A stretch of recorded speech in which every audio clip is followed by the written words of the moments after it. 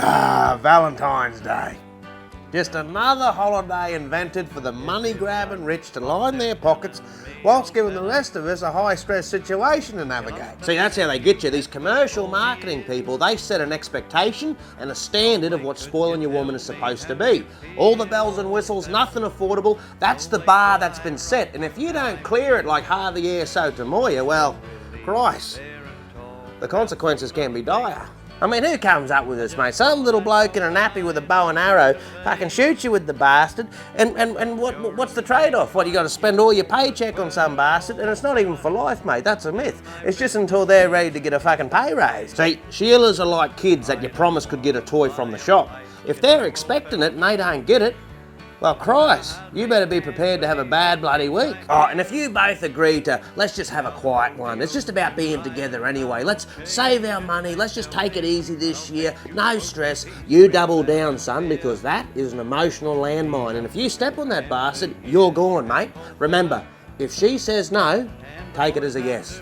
Well, not like that. You know exactly what I bloody meant. Context, mate. That's the problem with all you fucking trigger-happy bastards these days. Look, the only time something like that would be appropriate is if she's into some sort of P. Diddy role play or something like that.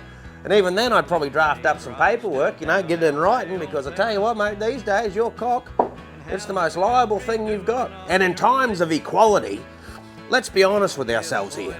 It's a pretty one-sided holiday, don't you think? I mean, how many Sheilas do you see running around at the last minute, all stressed out, trying to order a socket set in time so they can pick it up and have it ready to go in the morning? No different to Christmas. The plastic on my bank card gets friction burned for a solid month, and for what? The morning of, oh, here's your present, poorly wrapped because, oh, we let the kids do it. And what's inside? Oh, some more barbecue sauces, a John Wayne DVD, and maybe a bit of deodorant.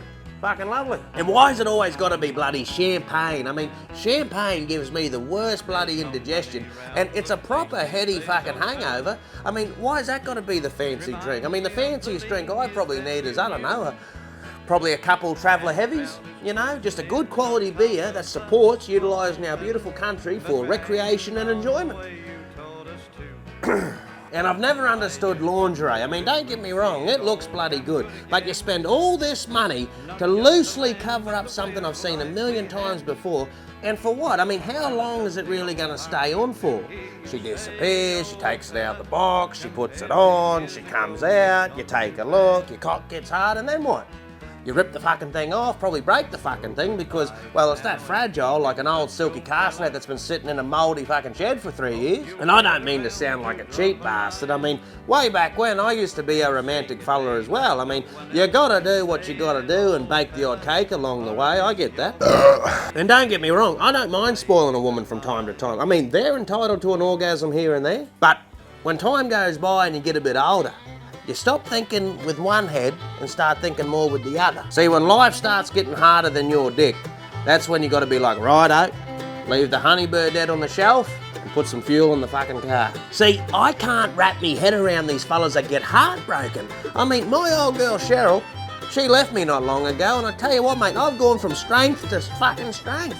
I'm running cheaper than an old Toyota Yaris, mate. I'm more economical than ever. Think about it, mate. Valentine's Day, any day. No stress, no nagging, no expectations, no pressure to buy this, do that. Oh, should we go here? Oh, would you love me if I had no arms or legs? Oh, should we go glamping and Uluru? No.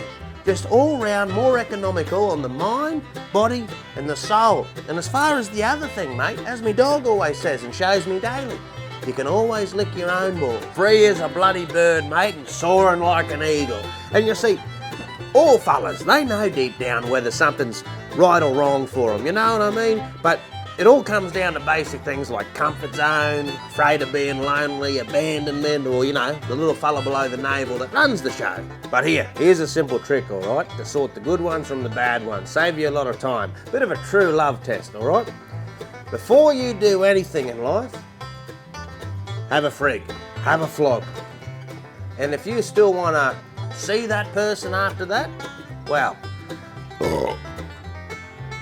they might be worth your time after all.